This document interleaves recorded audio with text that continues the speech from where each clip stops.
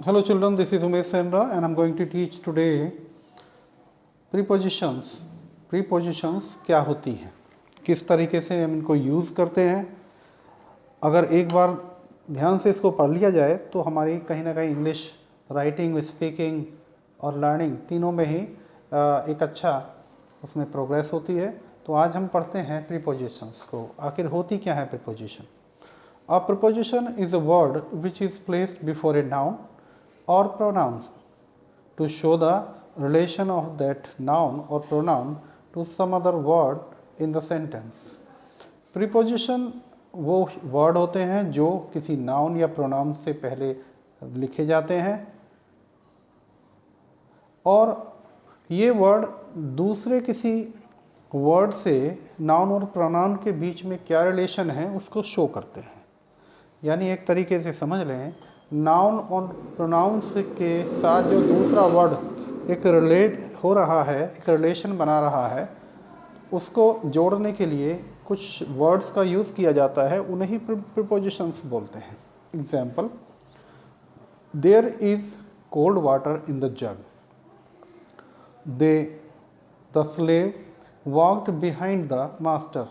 यहाँ पर इन जो वर्ड है ये प्रीपोजिशन है और इस सेंटेंस में बिहाइंड वर्ड प्रीपोजिशन है। I must reach home before 2 PM, यहाँ पर बिफोर प्रीपोजिशन है। The box is full of gold coins, यहाँ इस सेंटेंस में ऑफ प्रीपोजिशन है। Who put the painting on the wall, यहाँ पर ऑन जो वर्ड है ये प्रीपोजिशन है।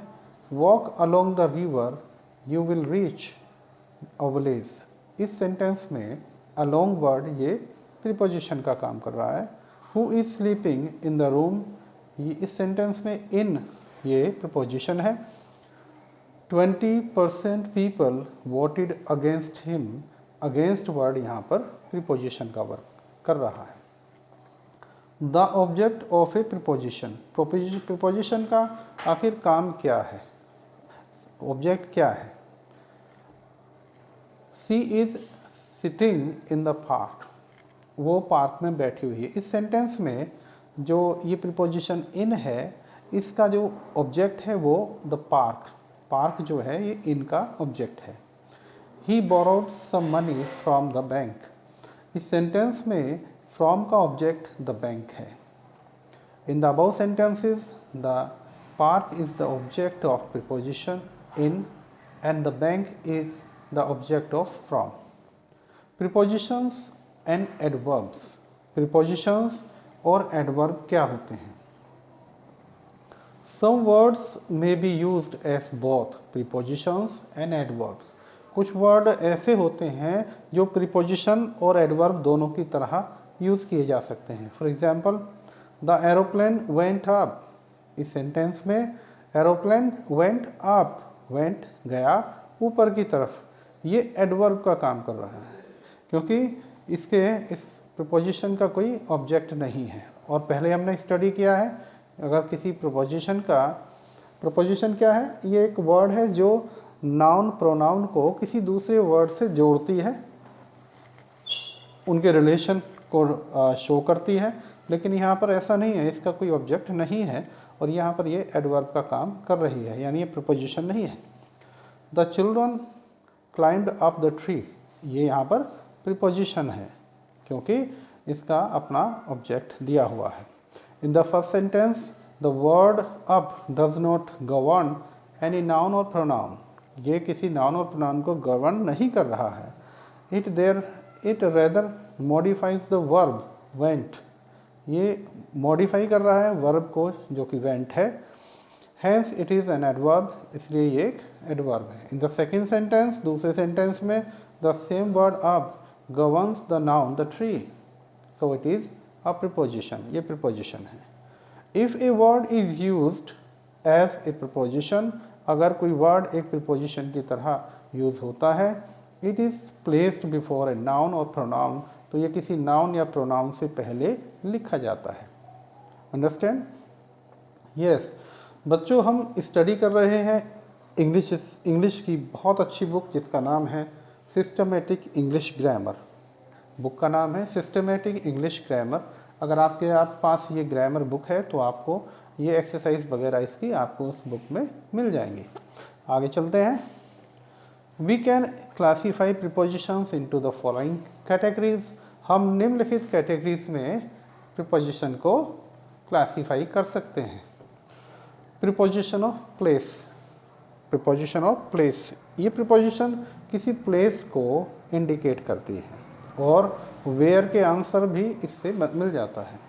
ये प्रीपोजिशन कौन सी है? At, in, on, over, inside, out, between, among, under, down, off, through, etc. Are prepositions of place. They answer the question where. ये सभी प्रीपोजिशन क्या है? ये सब प्रीपोजिशन ऑफ प्लेसेस हैं। My uncle live in Delhi.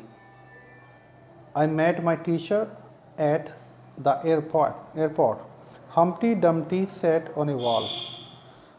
A monkey jumped off the wall. There is a great intimacy between Rani and Bani. Okay, so these all are prepositions जो कि क्या है? ये प्रीपोजिशन ऑफ प्लेसेस है। Now preposition of time, समय को जो indicate करती है प्रीपोजिशन, उन्हें कहा जाता है प्रीपोजिशन ऑफ टाइम। जो जगह को इंडिकेट करती है उन्हें कहा जाता है preposition of place. Preposition of time कौन कौन सी है? At, in, on, before. बच्चों कंफ्यूज होने की जरूरत नहीं है, एट, इन, ऑन तो यहाँ भी यूज़ किए गए हैं। ओके, और एट, इन, ऑन ये टाइम के लिए भी यूज़ होता है, प्लेस के लिए भी यूज़ होती है, तो टाइम के लिए भी यूज़ होती हैं। After, for, since and by are preposition of time. ये सब टाइम प्रीपोजिशन ऑफ टाइम्स हैं। They answer the question when.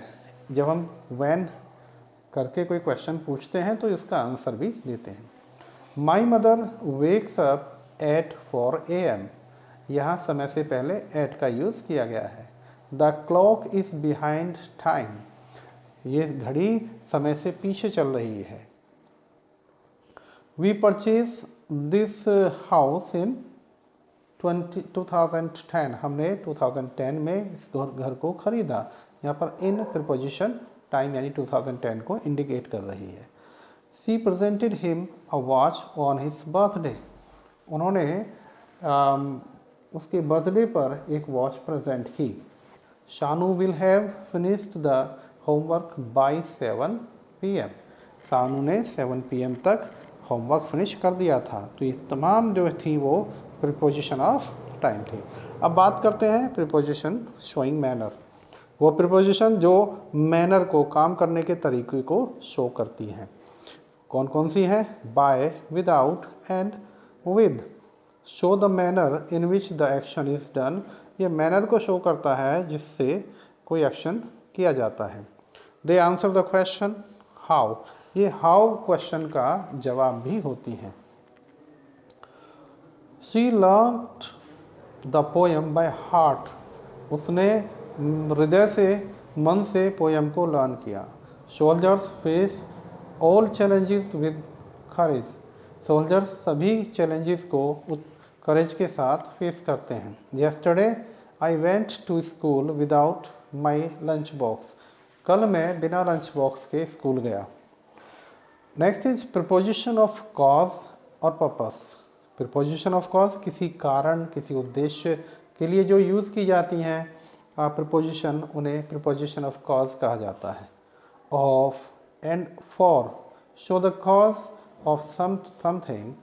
They answer the question Y. ये वाई का आंसर भी देती हैं। He died of tuberculosis. वो ट्यूबरक्लोसिस से मर गया। Soldiers lay down their lives for the nation. Soldiers अपनी लाइफ को ख़त्म कर देता है राष्ट्र के लिए। तो इसमें पर्पस छुपा हुआ है, उद्देश्य छुपा हुआ है। ओके, कोई कारण छुपा होता है इन। और ये प्रीपोजिशन कौन सी है? Of and for. Preposition showing an agent और इंस्ट्रूमेंट। प्रीपोजिशन जो शो करती हैं कोई एजेंट या इंस्ट्रूमेंट को। By show agent and doors.